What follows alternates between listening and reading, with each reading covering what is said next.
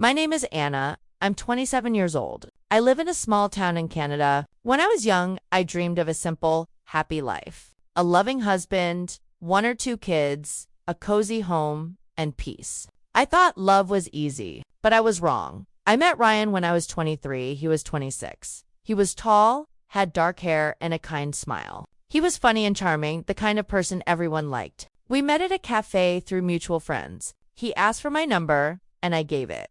The next morning, I got a message from him. Would you like to grab coffee again? I smiled and said, sure. That was the start. We met again and again. We talked for hours. He made me laugh. He brought me flowers. He texted me every night. After 3 months, I said, I love you. He smiled and said, I love you too. I believed him. We were together for a year. I worked as a cashier at a local supermarket. Ryan was a mechanic at a car shop. We didn't have much, but I was happy. Then things changed. One morning I felt sick. I thought it was just the flu, but it kept happening. My best friend Mia said, Anna, maybe you're pregnant. I laughed it off, but later I took a test. I waited. Then I saw the result. I was pregnant. My hands shook. I didn't know whether to smile or cry. That evening, I went to Ryan's apartment. I looked at him and said softly, I have something to tell you. He looked nervous. What is it? I'm going to have a baby. I said. He froze. He looked away and stayed quiet for a long time. Finally, he whispered, Are you sure? Yes. I took a test. I'm sure. He stood up, went to the window, and said, This isn't a good time, Anna. I'm not ready to be a father. Those words hit me hard. I said, But we love each other. He didn't answer. He just said, I need time. That night, he didn't hold me. The next morning, he left early and said, Talk later. But he never did. He stopped calling, stopped answering my texts. When I went to his apartment, he didn't open the door. Finally, I got one last message. I'm sorry. I can't do this. That was the last time I heard from him. I sat on my bed and cried for hours. I was pregnant and alone. When I told my parents, my mom cried with me. My dad didn't say much. Then he said, We're here for you, Anna.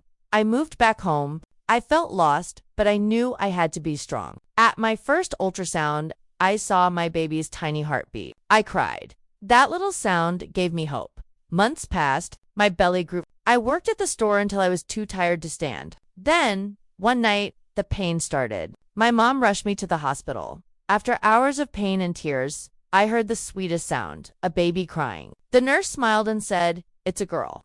They placed her in my arms. She was tiny, warm, and perfect. I whispered, Hi, baby. I'm your mom. I named her Lily. Life after that was hard but full of love. I barely slept. I worked during the day, took care of Lily at night. Sometimes I cried from exhaustion, but every time I looked at her face, I smiled again.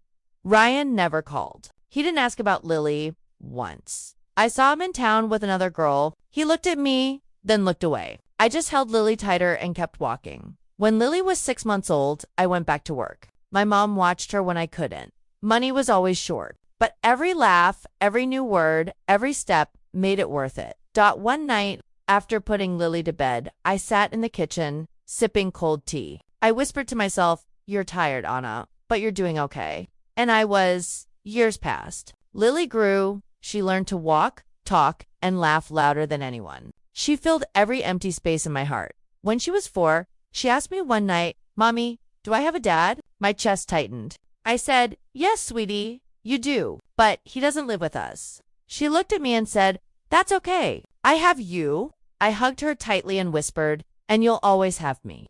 That night, I cried quietly, not from sadness, but from pride. Lily started school the next year. On her first day, she held my hand and asked, Will you wait for me? I smiled, always. She ran inside, then turned back and waved. My eyes filled with tears, happy ones. We didn't have much, but we had love. We had peace. And when people say, You're raising her all by yourself, I just smile and think, No, I'm not alone. I have her.